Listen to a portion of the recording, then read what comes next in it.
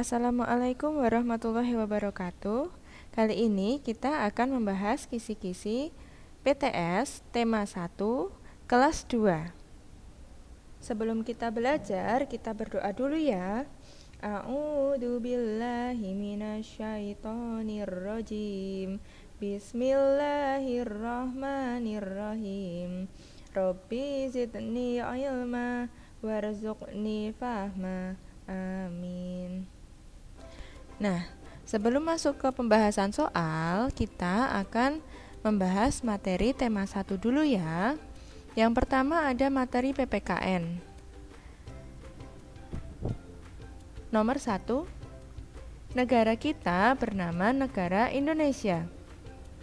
Lambang negara kita adalah Garuda Pancasila. Dasar negara kita adalah Pancasila. Semboyan negara kita adalah Bhinneka Tunggal Ika, yang artinya walaupun berbeda-beda tetapi tetap satu juga. Nomor 5, lagu kebangsaan kita adalah Indonesia Raya. Nomor 6, warna bendera kita adalah merah putih. Merah artinya berani, putih artinya suci. Teks Pancasila. 1. Ketuhanan yang Maha Esa. 2. Kemanusiaan yang adil dan beradab. 3. Persatuan Indonesia. 4. Kerakyatan yang dipimpin oleh hikmat kebijaksanaan dalam permusyawaratan perwakilan. 5. Keadilan sosial bagi seluruh rakyat Indonesia.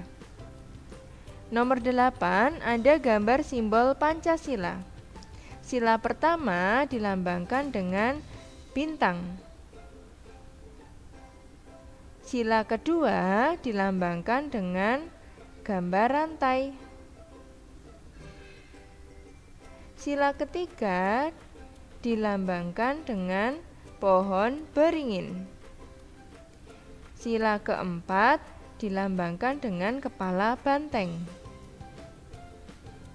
Sila kelima dilambangkan dengan padi dan kapas. Nomor 9. Sikap yang sesuai dengan sila-sila dari Pancasila. Yang pertama ada sila ke-1.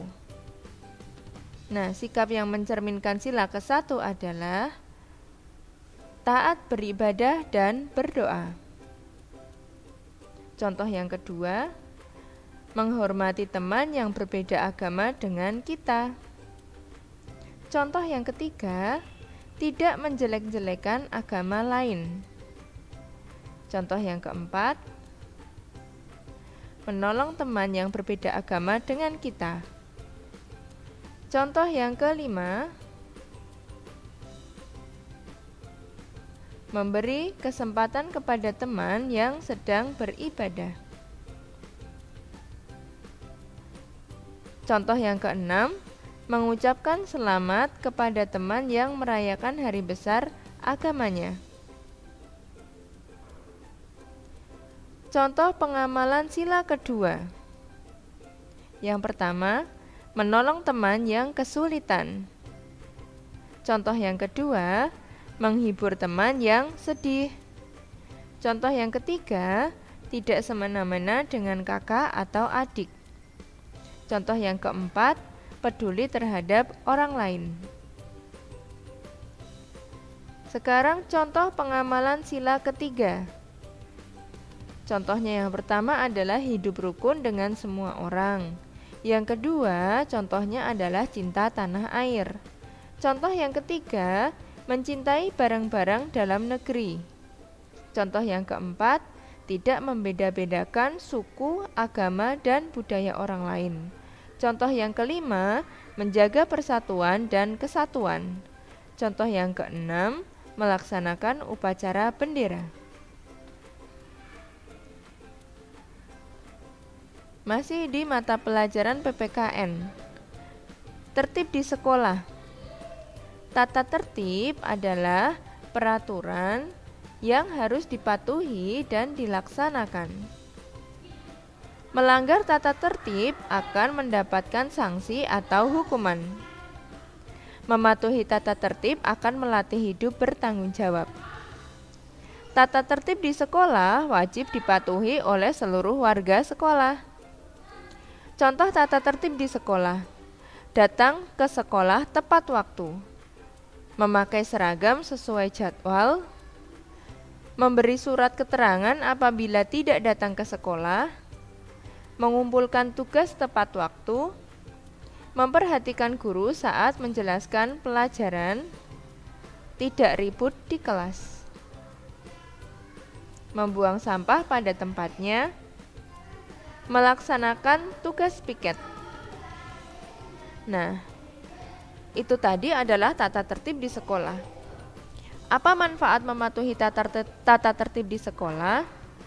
Manfaatnya adalah punya banyak teman, suasana belajar menjadi nyaman, melatih kedisiplinan dan tanggung jawab, mencegah kekacauan. Dan akibatnya jika tidak mematuhi tata tertib sekolah adalah: yang pertama, kalian bisa dijauhi teman. Yang kedua, suasana belajar menjadi tidak nyaman. Yang ketiga, ditegur oleh guru. Yang keempat, terjadi kekacauan. Kerjasama di sekolah. Kerjasama adalah sikap mau melakukan kegiatan secara bersama-sama. Kerjasama disebut juga gotong royong. Gotong royong merupakan ciri-ciri khas bangsa Indonesia. Manusia tidak dapat hidup sendiri. Manusia membutuhkan bantuan orang lain. Oleh karena itu, manusia disebut makhluk sosial. Contoh kerjasama di sekolah. Yang pertama ada melaksanakan piket kelas. Yang kedua ada menghias kelas. Yang ketiga kerja kelompok. Yang keempat kerja bakti membersihkan lingkungan sekolah. Manfaat kerjasama. Yang pertama, membuat pekerjaan berat menjadi ringan. Yang kedua, pekerjaan cepat selesai. Yang ketiga, mempererat tali persaudaraan dan persahabatan. Yang keempat, punya banyak teman. Yang kelima, menghemat waktu dan tenaga. Apa akibatnya jika kita tidak mau bekerja sama? Akibatnya adalah yang pertama, pekerjaan menjadi menumpuk. Yang kedua, dijauhi teman. Yang ketiga, saat kesulitan tidak ada yang membantu. Materi bahasa Indonesia di tema 1. Yang pertama ada ungkapan. Ungkapan adalah gabungan kata yang memiliki arti berbeda dengan kata asalnya. Yang kedua, contoh ungkapan. Ungkapan itu ada apa saja ya?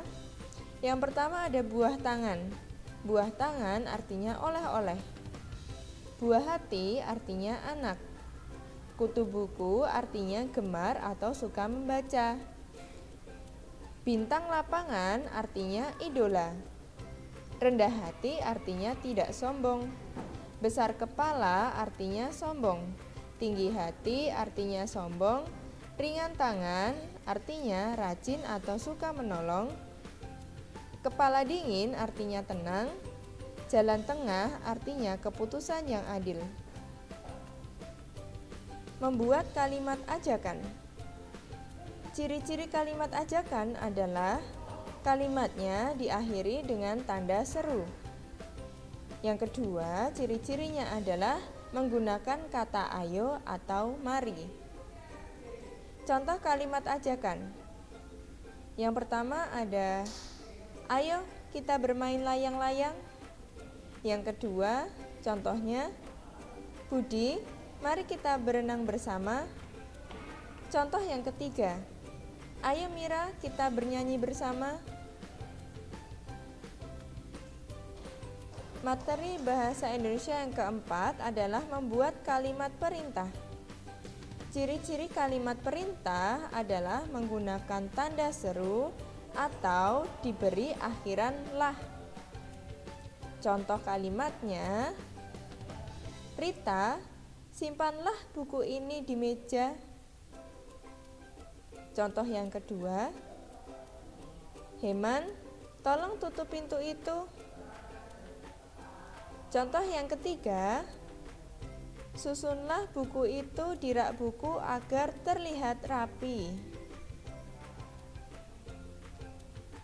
Materi bahasa Indonesia yang kelima adalah membuat kalimat penolakan. Ciri-ciri kalimat penolakan. Kalimat penolakan biasa ditandai dengan kata tidak. Selain kata tidak, dapat ditambahkan kata maaf, terima kasih, lain kali ya, dan masih banyak lagi kata yang dapat ditambahkan untuk mengisi kalimat penolakan. Contoh kalimat penolakan. Tidak mau ah, nanti air got menjadi tergenang dan bau. Contoh yang kedua. Aku tidak mau Badu, kita harus menjaga kebersihan lingkungan. Contoh yang ketiga. Aku kurang setuju Din, membersihkan got pekerjaan yang berat. Contoh yang keempat. Tidak, terima kasih nak, Bapak masih kenyang, nanti Bapak ambil sendiri. Contoh yang kelima. Maaf, saya tidak bisa ikut kerja bakti karena ada acara keluarga.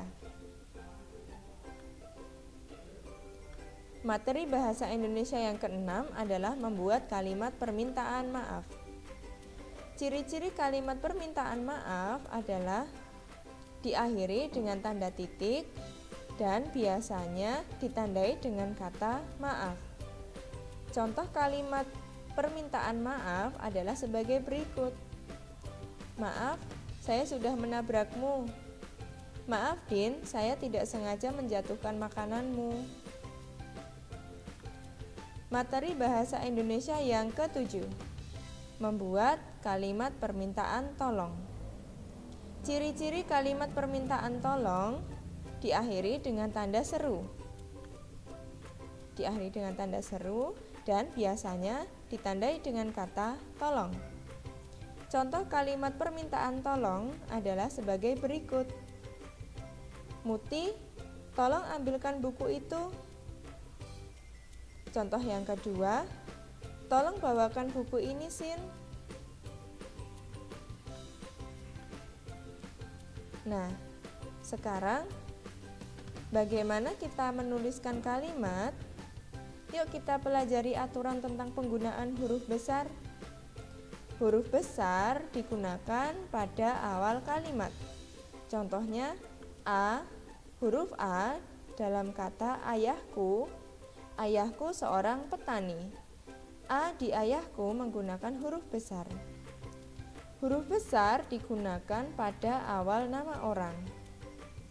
Contohnya, nama kakakku adalah Ranti. Nah, Ranti R di sini menggunakan huruf besar karena nama orang. Huruf besar digunakan pada awal nama kota. Contohnya, ibu bekerja di kota Bali. Nah, huruf B dalam kata Bali menggunakan huruf besar karena Bali adalah nama kota. Huruf besar digunakan pada awal nama bulan. Contohnya, aku lahir pada bulan September. Huruf S pada kata September menggunakan huruf besar karena September adalah nama bulan. Huruf besar digunakan pada awal nama hari. Contohnya, ayah dan ibu akan berangkat hari Selasa. Huruf S pada kata Selasa menggunakan huruf besar karena Selasa adalah nama hari. Huruf besar digunakan pada awal nama jalan. Contohnya, Paman Heru tinggal di Jalan Mawar. Huruf N pada kata Mawar menggunakan huruf besar karena Mawar merupakan nama jalan.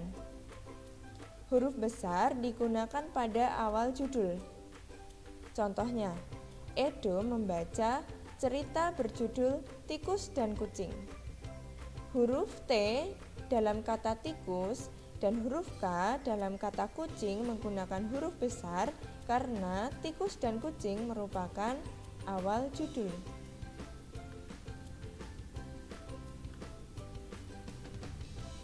Mata pelajaran matematika pada tema 1 adalah sebagai berikut. Yang pertama, menghitung banyaknya kubus satuan. Nah, seperti contoh ini, di sini ada 100 kubus. Dan di sampingnya ini adalah 3 susun kubus yang satu susunnya berjumlah 10. Maka jika ada 3 susun kubus seperti ini, nilainya adalah 30. Lalu dalam satuannya ada 8 kubus. 1, 2, 3, 4, 5, 6, 7, 8. Banyaknya kubus ada 138. 138 dibaca 138. 138 terdiri atas 1 ratusan, 3 puluhan, dan 8 satuan. 138 sama dengan 1 ratusan, 3 puluhan, dan 8 satuan. Maka 138 sama dengan 100 ditambah 30 ditambah 8. 138. Angka 8 di tempat satuan nilainya 8. Angka 3 di tempat puluhan nilainya 30. Angka 1 di tempat ratusan nilainya 100. Nilai tempat dan nilai angka. Perhatikan lambang bilangan 247. Angka 2 mempunyai nilai tempat ratusan. Nilai angkanya 200. Contoh yang kedua, angka 8 pada bilangan 148 menempati tempat satuan. Contoh yang ketiga, nilai angka 5 pada bilangan 253 adalah 50. Materi yang ketiga di mapel matematika ini ada lambang dan nama bilangan. Lambang bilangan seperti berikut. Nah, ini adalah lambang bilangan. Angka itu merupakan lambang bilangan.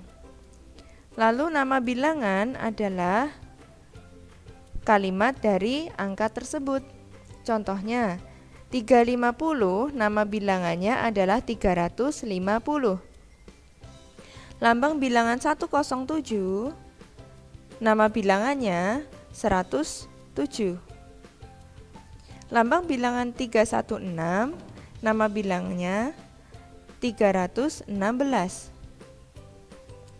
Lambang bilangan 212 nama bilangannya 212. Mengurutkan bilangan. Cara mengurutkan dari nilai tempat ratusan, puluhan, dan selanjutnya satuan. Contoh mengurutkan bilangan dari yang terkecil ke yang terbesar. Contoh A, 234, 232, 235, 231, 233 sama dengan, dimulai dari 231 lalu dilanjutkan 232, dilanjutkan ke 233, 234, dan yang terakhir 235. Contoh yang kedua,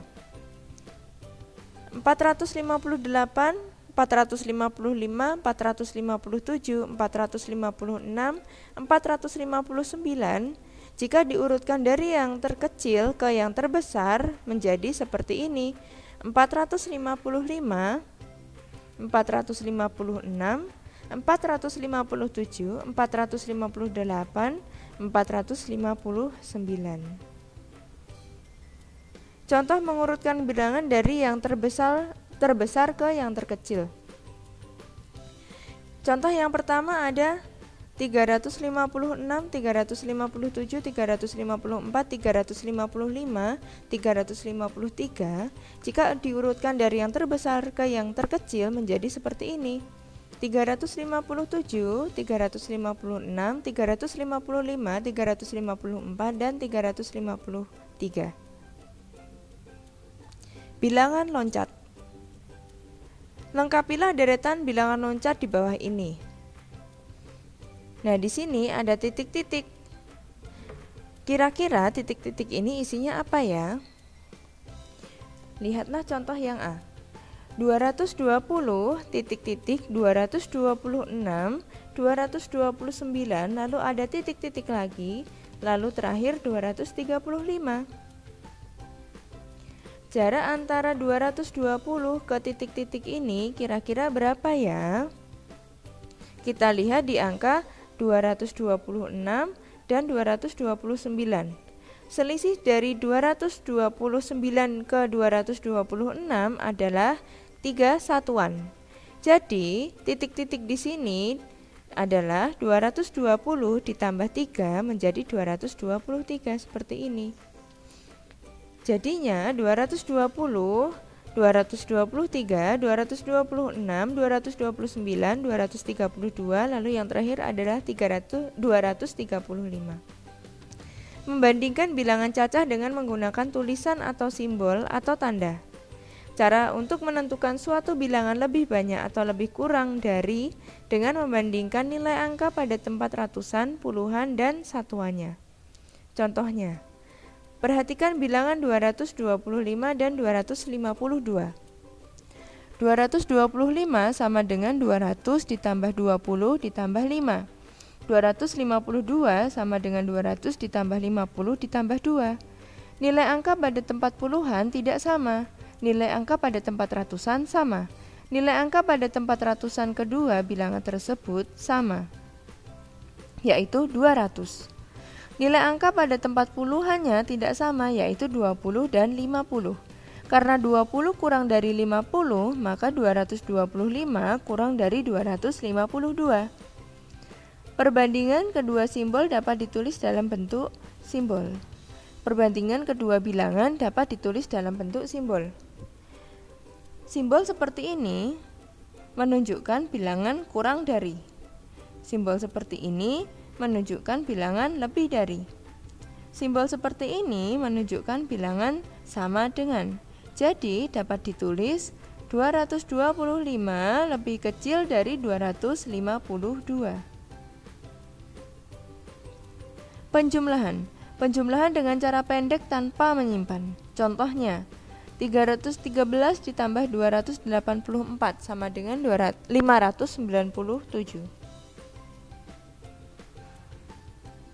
Penjumlahan dengan cara pendek dengan menyimpan. Contohnya, 228 ditambah 346. Hasilnya 564. 8 ditambah 6 sama dengan 14. Tulis 4, menyimpan 1. Di sini tulis 4 dan menyimpan 1 di atas angka 1. 1 ditambah 4 sama dengan 5. Ditambah 1 sama dengan 6. Lalu yang depan ada 2 ditambah dengan 3, jadi hasilnya adalah 5. Jadi hasil penjumlahan cara pendek dengan menyimpan dari 218 ditambah 346 hasilnya adalah 562. Menyelesaikan soal cerita yang ada hubungannya dengan penjumlahan. Contoh, Pak Wahyu mempunyai 362 itik betina dan 104 itik jantan. Berapa jumlah seluruh itik Pak Wahyu? Jawabnya adalah 362 ditambah 104 sama dengan 466. Jadi jumlah seluruh itik Pak Wahyu ada 466 titik. Pengurangan. Pengurangan dengan cara meminjam. Contohnya, 964 dikurangi 538 sama dengan 426. Pengurangan dengan cara menyimpan. Contohnya, 739 ditambah 585 sama dengan 154. Menyelesaikan soal cerita yang ada hubungannya dengan pengurangan. Contohnya, Pak Herman mempunyai 872 buah mangga dan mangga tersebut diberikan kepada temannya sebanyak 564 buah. Berapa sisa mangga Pak Herman sekarang? Jawabnya adalah 872 dikurangi 564 sama dengan 406. Jadi sisa mangga Pak Herman sekarang ada 406 buah. Pembahasan kisi-kisi materi tema 1 PPKN dan Bahasa Indonesia. Yang pertama, soal nomor 1. Dengan kakak dan adik tidak boleh bertengkar. Nomor 2. Hidup rukun akan menjadikan keluarga di rumah menjadi tenang dan nyaman. Nomor 3. Bunyi sila kedua adalah kemanusiaan yang adil dan beradab. Nomor 4. Berdoa sebelum dan setelah makan merupakan contoh sikap yang sesuai dengan sila Pancasila ke-1.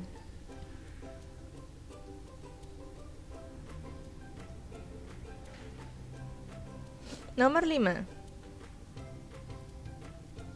Sikap malas bekerja bakti merupakan sikap yang tidak sesuai dengan sila Pancasila ke-2. Nomor 6. Simbol sila kelima Pancasila adalah padi dan kapas. Nomor 7. Karena kesal, Pak Tono menjadi naik pitam terhadap tikus di rumahnya. Naik pitam artinya marah. Nomor 8. Santi sering mendapat peringkat 1 di kelasnya, namun ia tetap rendah hati. Arti ungkapan rendah hati adalah tidak sombong. Nomor 9. Kalimat ajakan biasanya diawali dengan kata ayo. Nomor 10.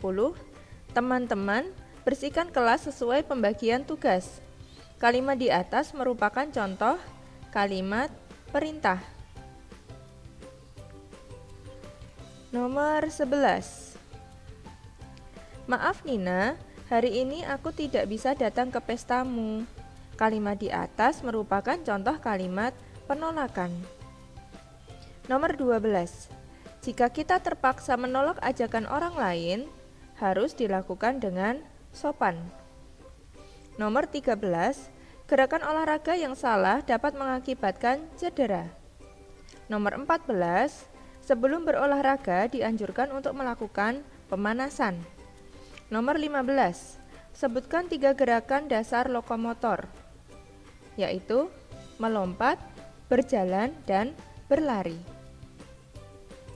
Sekian pembahasan kisi-kisi tema 1 kelas 2 kali ini. Selamat belajar. Wassalamualaikum warahmatullahi wabarakatuh.